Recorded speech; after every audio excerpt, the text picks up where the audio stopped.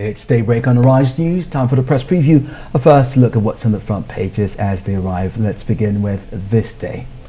And it's leading with Muslim leaders to Nigerians vote for candidate who will lead with fairness and justice. They're urging people to collect their permanent voters' cards, elect leaders of their choice. Presidency Obasanjo, destabilizing internal democracy. That's following his endorsement of the Labour Party presidential candidate ahead of next month's general elections. 4 policemen killed as gunmen attack Ohakim's convoy. Wike, that's the governor in Rivers State, mocks Atiku over Obasanjo's endorsement of Obi. And a rider to that story, the People's Democratic Party Presidential Campaign Council is responding to the governor, telling him that he's a mole in the party. And Atiku's campaign says your unholy union with Tinubu is based on treachery, and you're both treacherous. And once Muslim leaders are seeking security agencies, asking them to do more to protect lives and bring killers to justice. Let's take a look at the Daily Sun this morning. Leading headline: underage voters and parents risk arrest. Security agencies to pick up ineligible voters during election. This is coming from the National Commissioner for Information and Voter Education, Festus Okoye.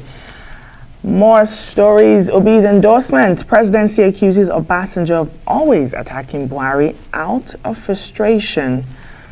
And just beside the Daily Mass there, gunmen attack ex-Imo Governor Ohakim's convoy and kill 4 security aides. The Nation newspaper now.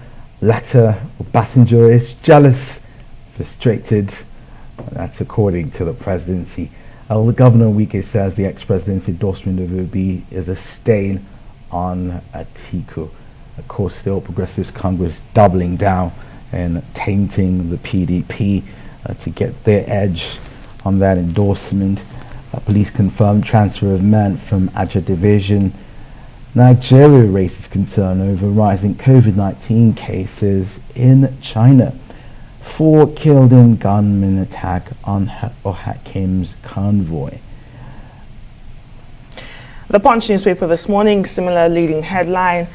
It's called the Anti-Buhari Letter. Presidency lambasts Obasanjo and says the ex-president is corrupt.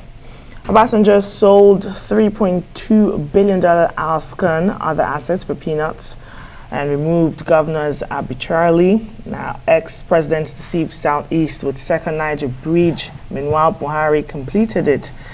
From APC and the PDP camp, OBJ is a hypocrite plotting third term interim government through OB. That's a new one.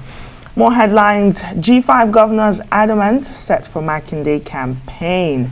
Adeleke fumes as Oyetola insists tribunal will sack the governor.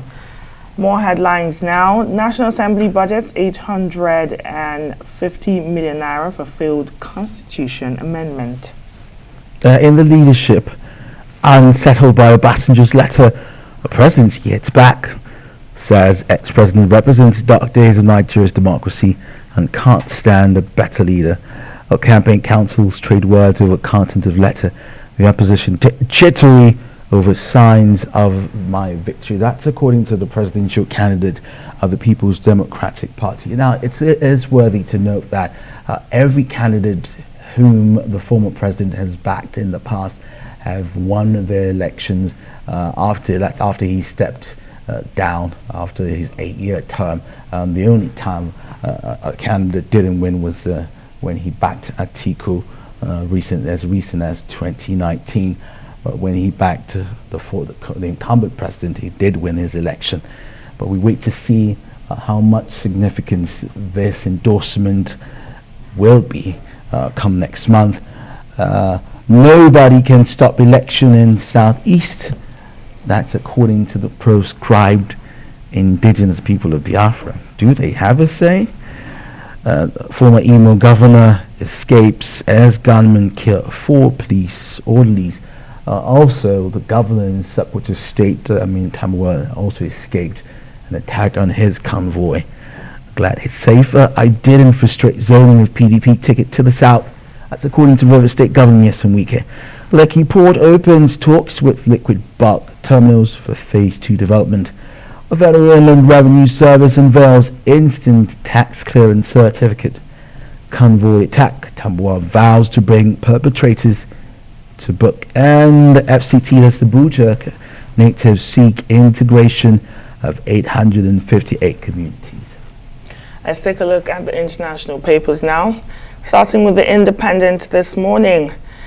Navratilova diagnosed with 2 cancers. Now, the former tennis star will start treatment for both throat and breast cancer within the next few weeks. And just below that, China arrivals can opt out of COVID tests. Prime Minister urged to bring rules on passengers in line with other nations. So passengers from China who are traveling to the UK next week will not face compulsory COVID test on arrival. Testing will be voluntary, and those who test positive will neither be quarantined or asked to self-isolate. The Daily Telegraph. That's a picture of forlorn Prince Harry. He says, "I want my father and brother back." Is this the way to go after the documentary on Netflix? Iran's Revolutionary Guard, a terror group, and wear a mask if you're unwell. The public's been urged in the UK.